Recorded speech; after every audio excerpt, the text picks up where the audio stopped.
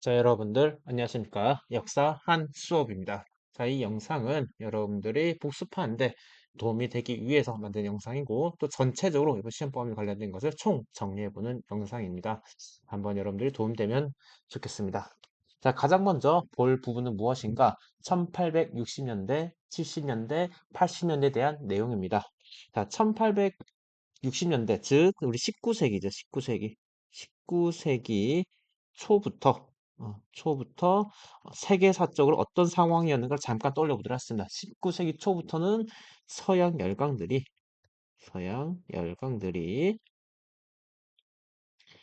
어떻게 침략하는 상황이죠. 열강에 침략을 하고 계속 통상을 요구하는 상황이다. 통상 요구하는 시대적 상황이다라는 거죠. 우리는 이거를 제국주의라고 그러죠. 제국주의 상황이었어. 제국주의. 계속 서양 열강들이 똑똑 문을 두드린 거죠. 동아시아 국가들아 문 열어달라 요구했어요. 자, 이럴 때 1860년대 우리 조선은 어떻게 했는가? 1860년대 우리 조선은 어떻게 했고, 그리고 1870년대 어떻게 했고, 1880 어떻게 했는지 차례대로 보도록 하겠습니다. 자, 1860년대 어떻게 했는가? 이때 한 사람이 나오죠. 누구였죠, 여러분들? 흥으로 시작하는 흥선대원군, 흥선대원군. 흥선대원군이 나오게 되죠. 흥선대원군은 당시 크게 두 가지 문제에 봉착하고 있었다 그랬어. 대내 문제와 그 다음에 대외 문제 두 개에 봉착하고 있었다. 대내적으로는 삼정의 문란 문제와 그 다음에 외척 세력의 강화였다는 거죠. 그래서 대내 문제에서는 먼저 첫 번째로 왕권을 강화하는 방향으로 개혁을 하고요. 그 다음에 한쪽으로는 민생을 안정해가는 방향으로 개혁을 해갔다라고 했습니다. 자, 왕권을 강화하기 위해서는 가장 여러 가지 들이 나왔는데요. 다 적진 않을게요, 여러분들. 능력을 균형 있게 균형 있는 인재를 등용하거나 아니면 경복궁을 다시 만들거나 이를 위해서 뭐가 필요했죠, 여러분들? 돈이 필요했죠. 그래서 뭘 발행했었다? 당배정도 발행하고 뭘 걷었다? 원납존도 걷었다. 이런 것들 나왔죠. 그리고 나서 뭘 폐지했다? 비변사도 폐지하고요. 그리고 또 뭐가 있었을까요, 여러분들? 그죠, 서원. 바로 어, 그 뭘까요? 당쟁의 어떤 핵심 기관이 되는 서원들도 다 폐지시켰고 또 한 법률도 만들었습니다. 그 법률이 뭐였다? 대전 회통이었던 거죠. 군경 비서대 이렇게 정리할 수 있겠네요. 자, 민생 안정하기 위해서는 어떤 걸 썼다? 전정, 군정, 환정 세 가지 문제를 해결하기 위해서 전정에서는 양전했다. 토지 조사를 하고요. 군정 문제를 해결할 실상이 뭐였다? 호포 제였다, 호포제였다는 거죠. 즉 양반들한테도 군역을 부과했다라는 거고요. 다음에 환정 해결하기 실시한 게 사창제였죠. 그래서 양오사 이렇게 키워드 중심으로 기억하면 되겠습니다. 자, 대외적으로 어떻게 했는가? 대외적으로는 크게 여러 가지 사건이 있었는데 우리 어떻게 외우자 했죠? 대외적으로는 누구를 불러야죠? 병제를 불러야죠. 유병제야, 유병제야. 병 오신 척하지 마라 라고 했었죠. 병 오신 척하지 마라. 라는 이 사건들 중심으로 여러 사건을 겪었다는 거죠. 이런 사건을 겪으며 무슨 정책을 확실히 노선을 정했다. 통상, 수교, 거부 정책의 노선을 확실히 했었다는 이런 사건을 겪으면서 어떤 정책? 통상, 수교, 거부 정책을 완전히 확립해 갔다라는 거죠. 확립해 갔다. 그 중에 먼저 첫 번째 병이 뭐죠, 여러분들? 병인 박해였죠. 병인 박해는 누굴 처형한 거다? 바로 프랑스 선교사들이었죠. 프랑스 선교사. 그다음에 쟤는 뭐였죠, 여러분들? 제네럴 셔모노 사건으로서 어느 나라 상선? 미국 상선이었다는 거고요. 이 병은 뭐였죠, 여러분들? 병인 양녀죠. 누가 쳐들어온 거? 프랑스 군인들 쳐들어온 곳으로서 여러 전투가 있었는데 어디로? 강화도에 쳐들어 왔었다는 거. 누가? 프랑스가 어디로? 강화도로 쳐들어 왔었다. 그때 대표적인 사람이 성이 문수산성이 있었고 그다음에 정족산성 등이 있었다라는 거죠. 오늘 뭐죠, 여러분들? 오페르트 도굴 사건으로서 흥선대원 아버지인 남영군 묘가 도굴됐던 사건이고 신은 뭐죠, 여러분들? 신미양요로서 누가? 미국이 어디서? 강화도로 쳐들어온 사건이다. 대표적인 게 어제연의 광성보 전투가 있었다는 거죠. 그리고 그 결과는 뭐다? 척화비를 세웠다는 거죠. 이런 일련의 흐름 속에서 즉 제국주의라는 상황 속에서 흥성대원군은 통상 수교 건국 정책을 추진해 나갔다라고 했습니다. 자, 그러다가 시간이 흘렀습니다. 시간이 흐르다가 몇 년대 되는가? 1870년대가 되죠. 1870년대. 자, 1870년대 핵심 사건은 뭐냐? 강화도 지역을 맺었다. 강화도 지역. 강화도 지역은 어느 나라 맺은 거다? 일본과 맺은 거다랑 강화도 조약을 맺었다. 언제 1876년에 맺었다라는 거죠. 왜 맺었을까? 어떤 사건이 있어서 일본 어떤 배? 운요호라는 배랑 하죠. 운요호 사건이란 거죠. 운요호 사건. 또 한편으로는 국내적으로 정치 세력이 바뀌었습니다. 어떤 세력들이냐면 통상개화파 또는 통상개국론자들로 정치 세력이 바뀌었다라는 겁니다. 자, 그래가지고 조선은 누구와? 일본과 조약을 맺었다. 그래서 어떻게 했는가? 이렇게 해서 세 가지 조약을 맺었죠. 세 가지 조약. 자, 하나는, 여기 보면 강화도 조약이다. 강화도 조약. 하나 보면 여기 강화도 조약을 다른 말로 조일, 수호, 조교라 했죠. 조일, 수호 쪽 핵심 내용은 뭐냐? 세계 항구를 개항한다. 세계 항구를 개항한다. 그리고 영사재판권 내용도 들어가 있었다는 거죠. 즉 조선에서 일본인이 죄를 지으면 누가 재판한다? 조선 관원이 아니라 일본 관원이 재판한다. 그 외에 그 외에도 해안 측량권, 그 다음에 뭐 청나라도 독립한다 등 여러 내용들이 나왔었다는 거죠. 자, 두 번째로 맺은 건 뭐다? 조일, 수호, 조규, 불호 그랬습니다. 그 내용은 뭔가 일본 화폐로 무엇을 조선 물건을 구매할 수 있었다는 거고 그다음에 거류지 무역을 설정했다. 거류지를 설정했다라는 거죠. 세 번째로는 조일 무역 규칙이라고 맺었습니다. 그 주요 내용은 곡물 수출입이 가능했다라는 거 하나와 제일 중요한 건 뭐? 여러분들 뭘 부과하지 않았다? 항세를 부과하지 않았다. 무항세를 규정했다는 거죠. 이게 뭐다?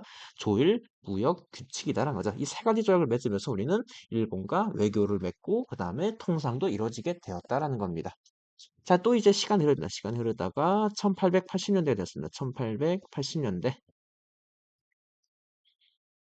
1880년대 가장 주요 사건은 뭔가? 참 주요 사건은 뭔가? 1880년에 2차 수신사가 일본에 갔다 오면서 들고 온 책이 있습니다. 우리는 그거를 조선 책략이라고 합니다. 조선 책략. 자, 조선 책략의 내용이 뭐였죠, 여러분들? 누가 내려오니? 러시아가 내려오니 조선 어떻게 해야 된다? 일본과 친하게 지내고 미국과 연합하고 그 다음에 청나라와 조약을 맺어야 된다. 이렇게 말을 했었죠. 자, 그래서 조선 책에 따라서 무슨 조약을 맺었다? 우리가 최초로 조미, 수호, 통상, 조약을 맺었다는 거죠. 그러니까 동아시아 국가가 아닌 서구 국가들, 서구 국가를 한다면 독일, 프랑스, 영국, 미국, 뭐 이탈리아 그런 나라들을 말합니다. 동아시아 국가를 제외한 서양 국가들 중에서 최초로 맺은 조약이다라는 서양 국가들 중에서 이런 서양 국가들 중에서 최초로 맺은 조약이다라는 거고요. 여기 들어간 게 뭐냐? 최혜국 대우 이런 내용 들어갔고요. 또 거중 조정 이런 내용도 들어갔다라는 거 여러분들. 그리고 조선 책략 영향으로 또 뭘 추진하게 되는 거 조선은 개화 정책을 추진한다라는 것. 즉 우리는 근대화라고 합니다. 근대화. 또 다르게 말하면 서구 열강과 같은 모습으로 변화하고자 했다라는 겁니다. 자, 이 개화 정책의 내용은 뭔가? 이 개화 정책 추진할 기구를 만들자. 그 기구가 뭔가? 통리, 기무, 아문이죠. 통리기문 아문. 1880년에 만들어졌습니다. 이 통리기문 아문은 먼저 시찰단을 파견했습니다. 보고 배우라고 어디로? 일본과 청나라와 미국으로 보냈습니다. 일본으로 보낸 시찰단을 뭐라 불렀죠? 일본으로 보낸 일본은 조사 시찰단 또는 신사 유람단을 불렀고요. 청으로 보낸 시찰단 여러분들 영선사, 미국으로 보낸 데는 보빙사였죠. 이 청에서 갔다 오고 나서 만든 게 뭐다? 이러는 기기창이었다는 거. 청나라 갔다 오고 나서 만든 게 기기창이었다는 거. 그리고 군대도 개편하죠. 군대도 개편하죠. 신식 군대 뭐 별기군을 만들고요. 그 다음에 기존 군대는 5군령을 몇 개로 2형으로 축소했었다는 거죠, 여러분들. 자, 이렇게 우리가 제국주의 상황 속에서 통상 수교를 거부했다가 결국에는 항구를 열고 서구의 문물들을 받아들인 정책을 펼쳤습니다. 이런 흐름 속에서 과연 이거를 긍정적으로 받는가? 이거에 대해서 반대하는 운동도 있었다는 우리는 그걸 뭐라 불렀는가? 위정 척사 운동이라고 부르죠. 위정 척사 운동. 위정 척사 운동 무엇인가? 위정 올바른 것을 지키고 사악한 것을 배척한다라는 거예요. 올바른 것은 뭔가 성략적 가치를 말합니다. 이 위정척사 운동은 크게 세 가지가 있습니다. 먼저 1860년대에 있던 통상 반대 운동, 그리고 1870년대에 있는 개항 반대 운동, 그리고 1880년대에 있는 개화 반대 운동이 있었다는 거죠. 이렇게 총 세 가지 운동이 있어. 뭐가? 위정척사 운동에는 통상반대, 개항반대, 개화반대 세 가지가 있다는 겁니다. 먼저 1860년대 전개된 통상반대 운동은 어떻게 전개되었는가? 바로 척화 주전론이라는 주장하면 척화 주전론을 주장하면서 전개했다는 거예요. 누가? 이항로라는 사람이 대표적으로 이항로라는 사람이 척화 주전 척화는 뭐냐? 척화는 뭔가 화의를 척화 친하게 지내는 척 배척하고 주전 싸우자라는 거야. 누구와? 바로 이 서양 열강들과 싸우자는 게 이항로의 주장이고 이 이항로의 주장을 받아들인 사람이 누군가? 받아들인 사람이 누군가? 흥선대원은 이 주장을 수용했다. 수용하면서 뭐가? 통상 수교 거부 정책으로 나타났다라는 거죠. 개항반대 운동은 어떻게 전개되었는가? 개항반대 운동은 외양 일체론을 주장했다라는 것을 누가? 최익현이라는 사람이 외양 일체론을 주장했었다는 거죠. 외양, 외구와 서양인은 일체 한 몸이다. 즉 외구 놈들은 서양과 똑같이 우리의 물건을 빼앗아갈 놈들이다라는 거야. 그래서 뭘 반대했다? 강화도 조약을 반대한 게 뭐다? 개항 반대 운동이란 거고요.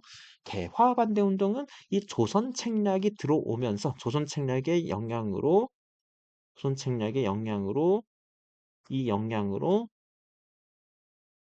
전개된 겁니다. 즉 개화반대 운동은 어떻게 전개되었는가? 영남 지역의 만인들이 상소를 올렸습니다. 대표적으로 이양로가 아니라 이만손이라는 사람이 있습니다.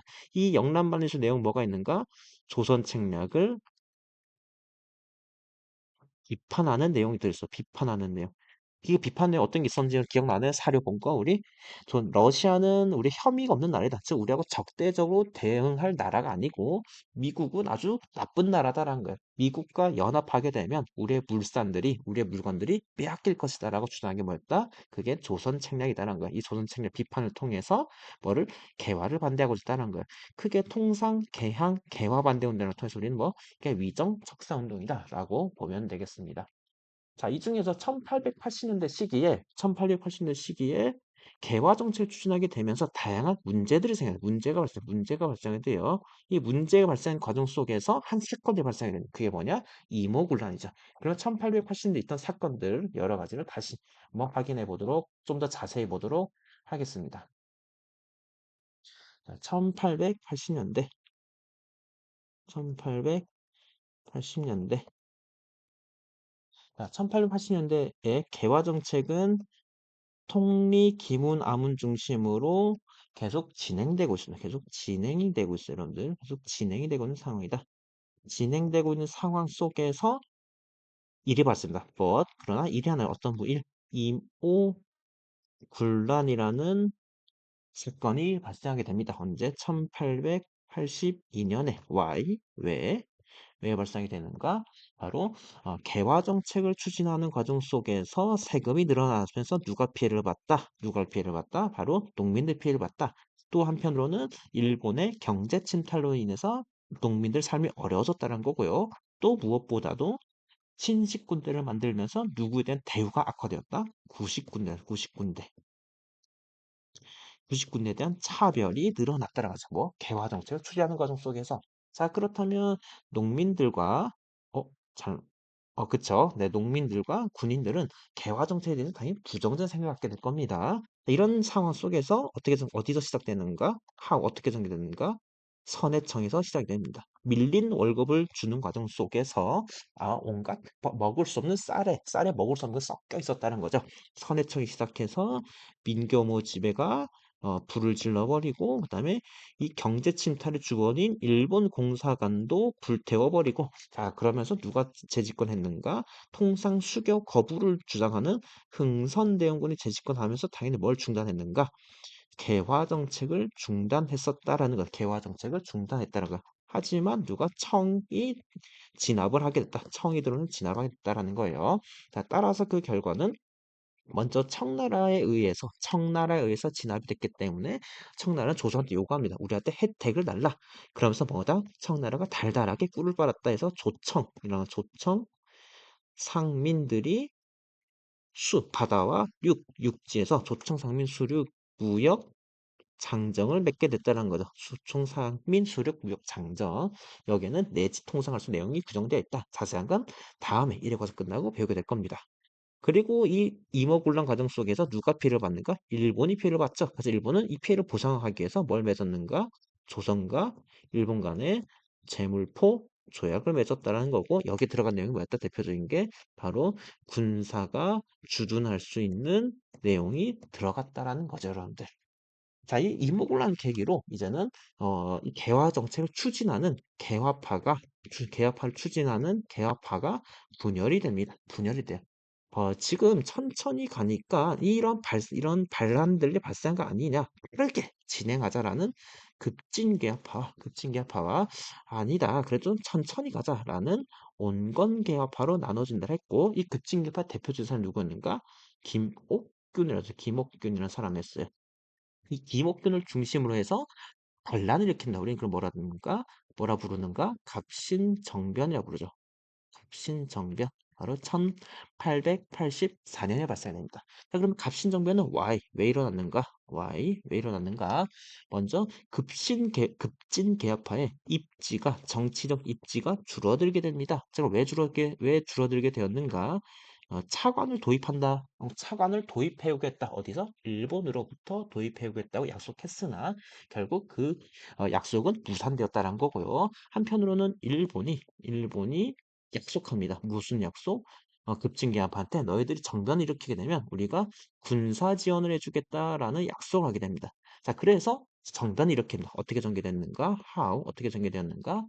우정총국 개국 축하회. 우정총국이 열리는 날을 계기로 해서 여기에 다양한 온건계합파 인사들을 다 죽여버리고, 그리고 정부를 수립하다. 개혁파 정부를 수립하게 됩니다. 그러면서 뭘 발표했는가? 14개조 개혁정강을 발표하게 되죠. 하지만 청군에 의해서 진압되면서 3일 만에 끝나게 됩니다. 자, 그 결과 어떻게 됐는가? 자, 이 과정 속에서 또 일본이 피해받게 됩니다. 그래서 일본이 피해보서 또 요구하는 조약을 맺게 된다. 우리는 그 뭐라 하는가?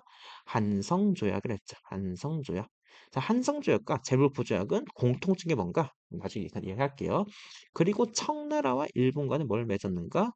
텐진 조약을 맺겠죠. 이거는 청일 간 맺은 거예요. 청일. 이거는 조일 간 맺은 거고요. 자, 이렇게 진압되고 나서 온건계파는 다시 재집권하게 된다. 온건파는 다시 재집권하게 되고 개화 정책을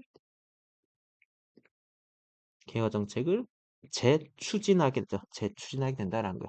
이 개화를 재추진하는 과정 속에서 조선은 누구와 조약을 맺게 되냐면 러시아와 비밀 협약을 맺게 된다. 조로 비밀 협약을 맺게 됩니다.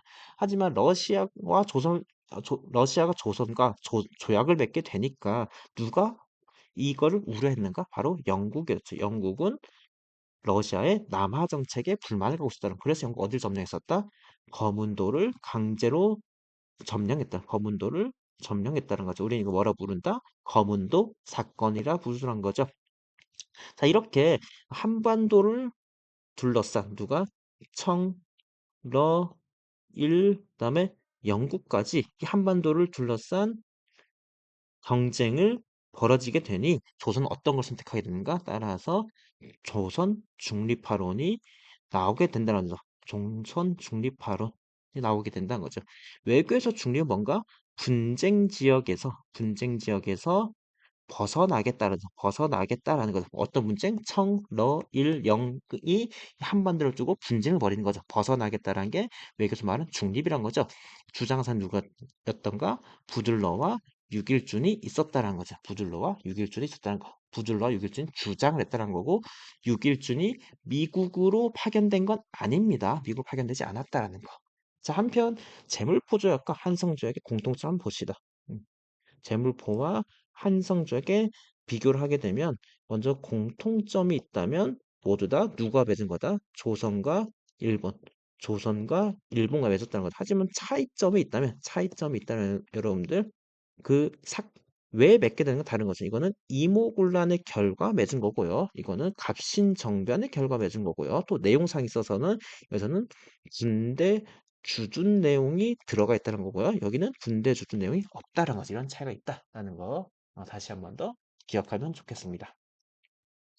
자, 이렇게 1880년대 상황을 봤으면 이제는 시간이 또 흘러서 1890년대로 갑니다. 자, 1890년대로 이제 시간이 흘러갑니다. 자, 1890년대는 일단 이렇게 좀 정리할게요. 갑신정변이라는 것은 1884년을 말하거든요, 여러분들. 갑신정변 후에도 계속해서 개화 정책이, 개화 정책은 추진되고 있는 상황입니다. 계속 근대화를 추진하고 있습니다. 서양 국가와 같은 모습으로 변화하고 계속 노력은 하고 있어요. 이런 상황 속에서 한 종교가 한 종교가 떠오르게 됩니다.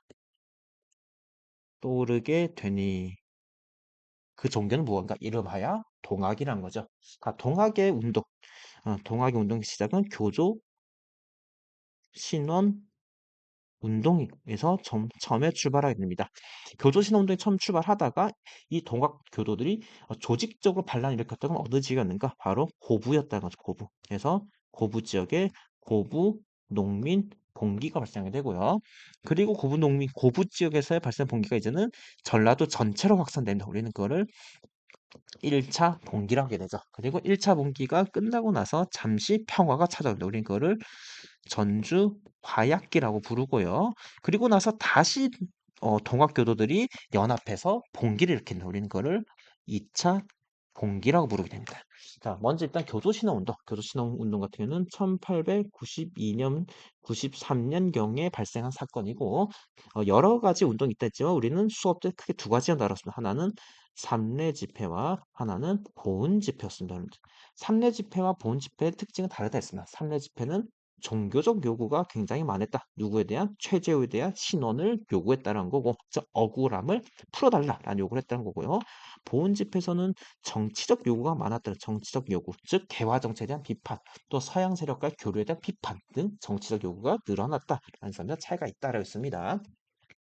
자, 그러다가 특정 지역에서 이제 동학 교도들이 조직적으로 반란을 일으켰습니다. 그 지역이 어딘가? 고부였던 거죠. 자, 그렇다면 Y요. Y 고부를 일으켰는가? 바로 누구? 고부 군수 조병갑의 횡포였던 횡포. 그 횡포의 대표적인 사례가 뭔가, 여러분들? 그 대표적인 사례가 만석보 수축 문제였죠. 만석보 수축 대표적인 횡포 사례는 만석보 수축이었다는 거예요. 자, 그럼 어떻게 전개되었는가? How? 전봉준을 중심으로 해가지고 사발통문을 써서 반란을 전개했다는 거죠. 자, 그런 그 결과 어떻게 됐는가? 이제는 정부에서 안핵사 이용태를 파견해서 진상을 조사하게끔 하면서 고부농민봉기는 마무리가 됩니다. 하지만 다시 봉기가 일어나게 됩니다. Why? 왜? 왜? 이용태가 오히려 횡포를 부리니까요. 그 횡포란 무엇인가? 봉기의 주도자들을 처벌하는 모습을 보이게 된다는 거죠. How? 그래서 어떻게 전개되었는가? 무장 지역으로 이동하는 무장 가서 온갖 무기들로 무장을 했다는 거죠. 무장 가서 무장하고요. 다시 고부를 가서 고부를 점령하고 그 다음에 백산 가서 제폭구민, 보국안민 등 뭐 4대 강령 등을 발표했다는 거고 그다음에 관군과 싸웠은 어디서 황토연, 황룡촌, 그리고 어디를 점령했다? 전주성을 점령했다. 무고백항항전 이렇게 전투가 이루어졌다라는 거죠. 무고백항항전. 자, 전주성까지 점령한 상황 속에서 화약을 맺었습니다. Why? 왜? 세계적으로 누가 들어와서 청나라와 일본 군대가 들어왔기 때문이라는 거죠. 상륙해서라는 거죠. 자, 그러면서 어떻게 했는가? 상륙하게 되니까 동학 농민군이 제시한 패정 개혁안을 수용하게 돼서 누가? 정부가 그 수용한 걸 따라서 농민군이 만든 개혁기구가 있습니다. 우리는 그거를 집강수라고 부르죠. 집강수. 농민군이 만든 거. 농민군이 만든 집강수를 통해서 전라도 일대에서 개혁을 추진해 가게 됩니다. 자, 그러나 1896년에 들어서 다시 봉기를 일으키게 됩니다. 왜? Why? 일본이 경복궁을 점령하는 사건, 즉 우리 국왕을 위협하게 된다는 거죠. 그래서 이 일본 놈들을 쫓아내기 위한 봉기를 일으키게 되는데 이때는 남접과 북접 간의 연합 형태로 전개가 되었다는 거고 하지만 어디서? 우금치 전투에서 진압되었다. 그 결과 누가? 전봉준이 체포되었다는 거죠. 이게 전체적인 동학농민운동의 전개 내용이었습니다. 자, 이렇게 전개된 과정 속에서 조선은 근대적인 개혁을 추진했다는 거죠. 우리는 그 뭐라 불렀는가? 가보개혁이라고 부르죠. 가보개혁. 가보개혁. 1894년에 발생했다라는 거죠. 자, 그렇다면 1890년대에 있었던 가보개혁에 대한 구체적인 내용을 한번 봐보도록 해보겠습니다. 잠시만요.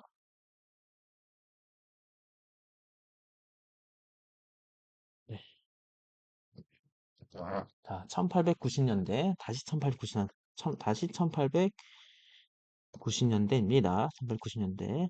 1890년대 갑오을미개혁이 배역될 건데 이 갑오을미개혁은 어떤 국가를 만들어냈는가? 근대 국민국가를 만들고자 했다라는 거 어디서? 갑오을미개혁에서 갑오을미개혁에서 이 갑오을미개혁은 어떤 특징 갖고 있냐면 정부 차원에서 정부 차원에서 공식적이고 공식적이고 합법적으로 개혁하는 걸 말합니다.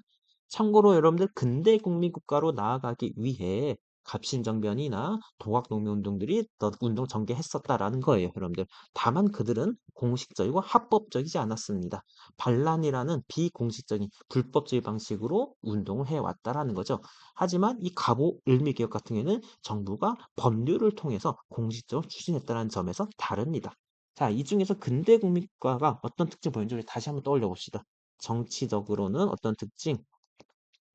왕권을 제한하고 그다음에 자주국을 자주국을 추구한다. 자주국을 추구하고 사회적으로는 신분제가 없는 사회면서 신분제가 없으며 그다음에 어떤 다양한 자유를 요구하는 상황이고 그다음에 경제적으로는 자본주의 돈 중심이면서도 또 합리적인 세금을 운영하는 그런 걸 말하고요. 그다음에 문화적으로는 서구의 서구 복장, 용모, 즉 모습이죠. 용모 등을 추구하는 모습을 보이게 됩니다. 이게 근대 국민국가가 갖는 특징이에요. 이런 근대 국민 국가의 특징을 반영된 어 그 뭐라 해야 될까요? 주장 글들이 있습니다. 우리가 배웠던 갑신정변에서는 14개조 개혁 정강에 이 특징이 반영되어 있고요. 그다음에 동학농민운동에서는 패정개혁안에 이러한 내용 등이 나타나고 있습니다. 14개조 개혁정강에서는 청으로부터 독립해야 된다라고 말을 해서 자주국을 추구했고요. 그 다음에 의정소를 만들어야 된다라는 걸 통해서 왕권을 제한한다를 말했고요. 그 다음에 문벌을 폐지해야 된다라는 걸 통해 가지고 신분제를 폐지할 걸 말했고요. 그 다음에 해상공국을 폐지해서 자유경제를 주장했고 그 다음에 재정 일원화 등을 통해서 합리적인 세금 운영을 주장했습니다. 패전개에서 어떤 걸 말했는가? 패전개혁에서도 신분 폐지 등을 주장해서 평등한 사회를 요구했고요. 그다음에 보부상 등을 혁파해가지고 자유경제 또는 상호활동의 자유로움을 주장했고, 그다음에 합리적인 세금 운영을 주장했다라는 거죠. 자, 이러한 어, 갑신정변과 그다음에 농민들 위와 아래로부터 다양한 주장들을 어디서 받아들였는가? 지금 설명한 가보 을미개혁에서 이 주장을 수용하게 됩니다. 자, 가보 을미개혁은 총 세 차례 있었습니다. 총 세 차례 있었습니다. 자, 먼저 1차 가보개혁. 1차 가보개혁. 1차 가보개혁 시기에 개혁을 추진한 기구가 어디였는가? 군국 기무처였다. 군국 기무처 여러분들 그거 헷갈리시면 안 됩니다. 통리, 기무, 아문과 그 다음에 교정청이라는 기구 등 이 기구들하고 헷갈리시면 안 돼요. 군국기무처는 1차 가보개혁식에 만들어진 기구다라는 거고 1차 가보개혁식의 핵심적 내용은 개국기년을 만들어가지고 어디로부터? 청으로부터 독립, 즉 자주국을 만들고자 했다라는 거, 국내부를 설치해서 왕권을 제한하고자 했다라는 거, 팔아문으로 개편해가지고 근대화 정책, 또 변하는 사회에 적응하고자 했다라는 거, 그다음에 은본위제를 도입해서 자본주의 사회로 넘어가고자 했다라는 거, 그다음에 탁지아문으로 일어나 해가지고 개정의 합리적 운영을 강조했다라는 거. 그다음에 신분제를 폐지하고 그다음에 봉건 악습을 폐지하는 등 자유로운 사회로 나아가고 있다는 거. 봉건 악습 대표적인 게 뭐였는가? 제가 허용이죠. 과부의 제가 허용을 담고 있다라는 거. 2차 가복개혁 같은 경우에는요, 군국기무처가 폐지되는 거죠. 군국기 폐지되고 뭘 발표했는가? 홍범 14조를 발표해 개혁의 방향성을 제시했다라는 거, 방향성. 그다음에 내각을 설치해서 왕권을 할아문을 7부로 개편하고 지방 같은 경우는 23부로 개편했다라는 거. 그다음에 군대로서는 훈련대와 그다음에 시위대를 설치했었다라는 거. 그리고 이제 교육적으로는 교육 입국 조서를 만들어 가지고 근대 교육 제도를 도입하고자 했다라는 거. 자, 그러다가 무슨 사건이 발생했다, 여러분들? 을미사변이 발생했다. 을미사변이 발생했다는 거고, 그리고 나서 뭐가 수립되는가? 4차 내각, 친일적 4차 내각이 수립됐다는 거죠. 그러면서 뭘 추진되었다? 바로 3차 개혁. 우리는 이거를 을미개혁이라도 말하자. 을미개혁 시기에는 건량이라는 영어를 사용하고, 그다음에 훈련대가 해체되고, 친위대와 진위대가 설치되고 그다음에 서양과의 시간을 맞추기 위한 태양력을 도입하고 그다음에 단발령을 실시해야 돼요. 단발령 실시. 그리고 또 한편으로는 종두법을 도입해가지고 근대 의료 기술을 발전시켜 나갔다는 겁니다. 자, 이 중에서 을미사병과 단발령으로 인해서 발생한 사건이 뭐였다? 그게 을사 미안해요. 을미의병이 발생했었다는 거죠. 을미의 주요 특징은 어느 신분상 누구 중심? 유생층 중심이었다는 거죠, 여러분. 자, 이런 식으로 해가지고 여러분들 조선은요, 근대 국민과로 나아가기 위해서 과거 위로부터 아래로부터 다양한 노력들을 받아들여서 이러한 다양한 개혁들을 추진했다라는 겁니다. 하지만 이렇게 추진했지만 어떤 사건이 발생했습니까? 고종이 러시아 공선을 가는 아관 파천이 발생하게 되면서 이런 개혁들은 잠시 어떻게 됐다? 중단되었습니다.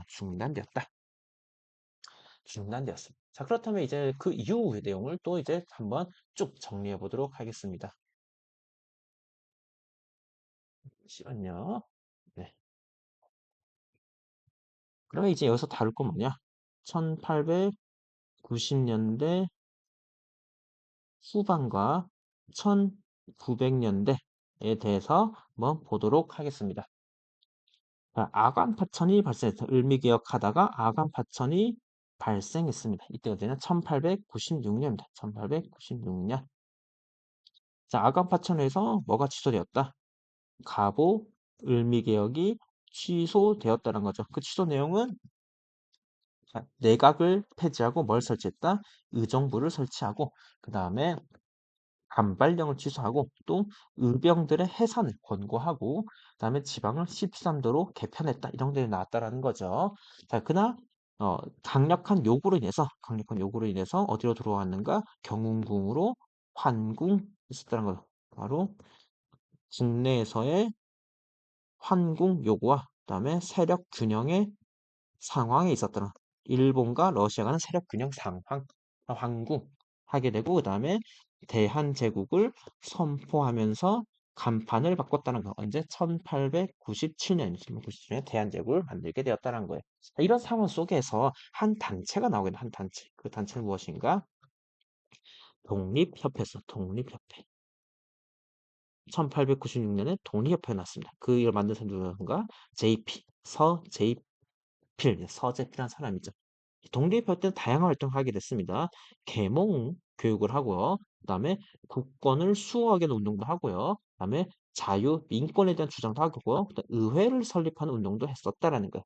계몽을 위해서 만든 문이 뭐였다?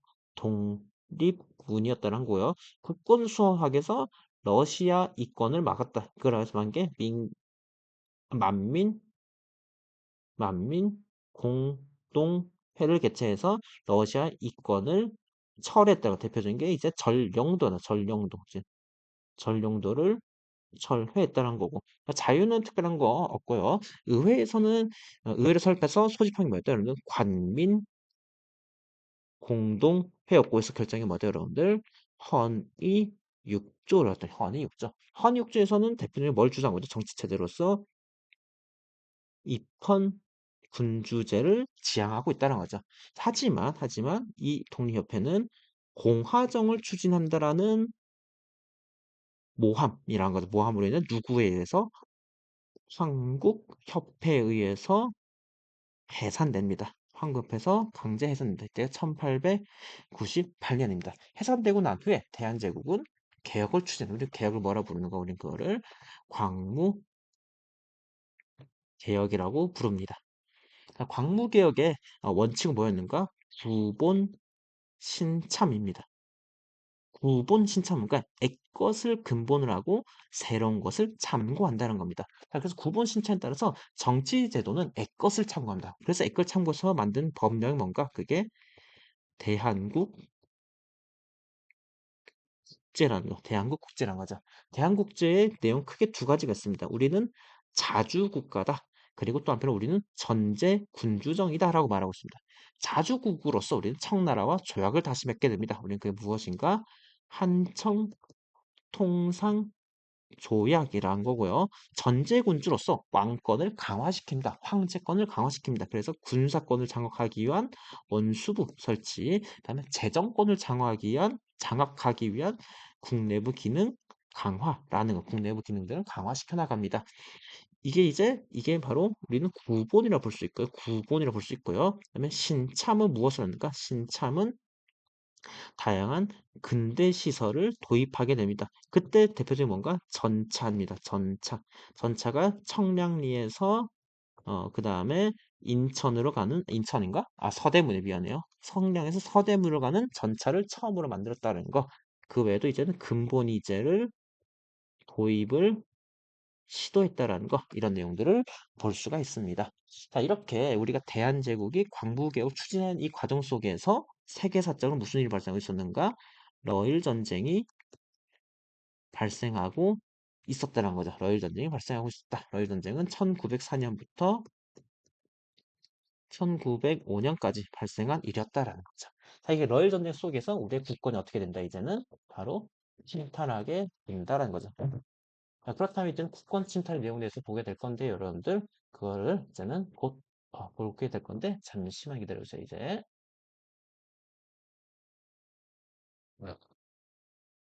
자, 이제 뭘 보게 될 건가? 1900년대 국권 침탈과 이거를 수호 지키기 위한 운동에 대해서 보게 될 거예요, 여러분들. 자, 국권 침탈은 5가지 조약, 총 6가지 크게 보면 자, 어떻게 외우라 했죠, 여러분들? 한일 의 정 서 평 이렇게 뭐라 했죠? 한일 의정서 평. 참고로 여러분들 이 흐름 속에서 현재 정부는 어떤 상황인가? 대한제국 정부죠. 대한제국 정부 여러분들. 대한제국 정부고요. 대한제국 정부는 계속 광무개혁을 추진하고 있는 상황이에요. 추진하고 있는 상황이다라는 이런 상황 속에서 한일 의정서를 맺으면서 우리 국권은 침탈을 해 가고 있다. 국권 침탈을 당하고 있었다는 거예요, 여러분들. 자, 이 한일 의정서 과정 속에서 전쟁이 있어서 어떤 전쟁 여러분들? 이 상황에서 어떤 전쟁? 러일 전쟁이 있었더라. 러일 전쟁. 러일 전쟁 직전에 맺은 뭐다? 이게 한일 의정서. 한일 의정 핵심 내용이 뭐였다, 여러분들? 군사 기지를 쓸 수 있다는 거고 러일 전쟁 중에 맺은 게 뭐다 여러분들? 제1차 한일 협약의 핵심 내용은 뭐다? 고문을 용병할 수 있고 고문은 재정 고문과 외교 고문이 있었다는 거죠. 재정 고문에는 누구? 메가타와 외교 고문에는 스티븐슨이 있었다는 거죠. 그리고 러일 전쟁 중에 또 맺은 세 가지 조약이 있었습니다. 그 세 가지 조약이 뭐였다 여러분들? 가스라, 테프트 빌략, 그리고 2차 영일 동맹, 그리고 포츠머스 강화 조약이라는 거죠. 가스라테프트빌라 2차 영일동맹 포츠머스 강화 조약이 갖는 의미는 뭔가? 바로 한반도에 대한 독점권을 얻었다. 무기를 사용 결과 무기를 통해서 그 결과 우리는 맺은 게 뭐다? 그게 바로 이거라는 거죠. 을사늑약이라는 을사의 핵심 내용 뭐다 여러분들? 외교권을 가져간다라와 또 외교권을 행사할 뭘 통감부를 설치한다는 내용을 갖고 있는 거죠. 자, 이 을사늑약이 이제는 부당함을 알리기 위해서 부당을 뭘 파견했어요, 여러분들? 여기서 헤이그 특사를 파견했다는 거죠. 그러나 어떻게 강제 퇴위당하면서 뭘 맺었다? 정미 7조에 맺었다는 거고 정미 7조액의 핵심 내용은 군대 해산 내용이 들어가 있다는 거죠. 그리고 나서 서가 뭐다 여러분들? 기후각서는 이제 사법권까지 가져간 게 된다는 거죠. 그리고 뭘 맺었다? 병합조약을 맺었다는 거죠. 이렇게 국권을 우리가 상실해가고 있을 때 우리는 과연 보고만 있었는가? 아니란 거죠. 이거에 대해서 저항하는, 지키고자 하는 운동을 전개했습니다. 먼저 의병 운동이 있었다는 거죠. 의병 운동은 어떻게 열었다 여러분들? 을미년에 아주 정말 원했다는 거죠. 을미년에 사정 납 사건이 있었다는 거죠. 이 을미년은 시기상은 맞지는 않지만 일단 얘도 포함해둘게요, 여러분들. 그다음에 을사의병, 정매의병, 남한 대토벌 작전으로 전개가 되었다는 거죠. 전개가 되었다라는 거. 자, 을미의병은 왜 일어났었다, 여러분들? 을미의병 왜 일어났었다? 바로 을미사병과 그다음에 단발령이었다는 거죠. 그다음에 어, 을사의병 왜 일어났다? 여기는 을사늑약, 을사늑약이랬다. 을사늑약. 그 다음에 정밀병 왜 일어났다? 여기 보면 강제퇴위와 그 다음에 군대 해산이랑 Y 강제퇴위와 그 다음에 군대 해산이 있다는 거, 군대 해산이 있다는 거예요. 각각 군대 특징은 무엇이었다? 어떻게 전개되었는가? 얘는 주로 유생층 중심으로 전개되었고, 얘는 어떻게 전개되었는가? 어떤 신분이 등장했다? 병민층 중심으로 전개되었고, 대표적인 사람이 신돌석이 있었다는 거고, 정민등의 대표 특징은 무엇이었는가? 다양한 신분들이 들어가 있었다라는 거고, 그래서 만든 게 뭐다? 13도 창의군이 있었다는 거죠. 하지만 어느 작전? 서울 진공작전에 실패하게 되었다라는 거죠, 여러분들. 자, 의병뿐만 아니라 이제 의열투쟁, 개인 소수가 전개했다는 건데 어느 사건 이후? 이 바로 을사늑약이다. 을사늑약 이후에 전개되는데 대표적으로 어떤 일들이 있었는가? 어, 미안해요.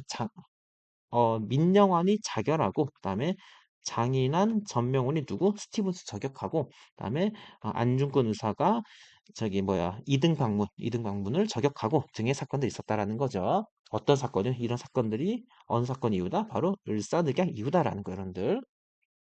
그리고 또 하나가 있다면 이제는 애국 계몽 운동이 있었다. 애국 계몽 운동은 교육과 산업 육성을 통해서 힘을 기르자라고 했어요. 대표적인 게 이제는 보안의 활동이에요. 보안에는 황무지 개관권, 바로 이 러일 전쟁과 관련된다는 거죠. 러일 전쟁, 황무지 개관권 요구를 처리하고자 했고, 그리고 이 을사늑약과 관련된 헌정 연구에는 을사늑약 비판하다가 해산되었었고, 그 다음에 이 강제퇴위와 관련된 대한 자강회가 있어. 대한 자강회는 강제퇴위 반대하다가 해산되었고, 그리고 1907년에 신민회가 있었다. 신민회는 특징이 뭐였다, 여러분들? 비밀단체고, 그 다음에 공화정을 추진하고, 그리고 뭐였죠? 교육과 어, 무장투쟁을 함께 준비했다는 거죠. 이 교육으로서는 그러니까 실력 양성과 무장투쟁. 실력 양성으로서는 각종 기업과 그다음에 학교를 만들었다는 거예요. 무장투쟁 같은 경우에는 삼원보에 신흥 강습소를 만들었다는 거죠, 여러분들. 이렇게 우리가 배운 전체적인 내용을 확인해 봤어요, 여러분들. 이처럼 전체적인 이런 내용들은 주요 키워드 중심으로 기억을 하면 여러분들 키워드 중심으로 기억을 하면 분명히 제시문 읽을 때 도움이 될 겁니다. 도움이 될 겁니다. 그렇다면 오늘 수업은 여기까지 하도록 하겠습니다, 여러분들. 빠이. 좋은 즐거운 시간 되세요.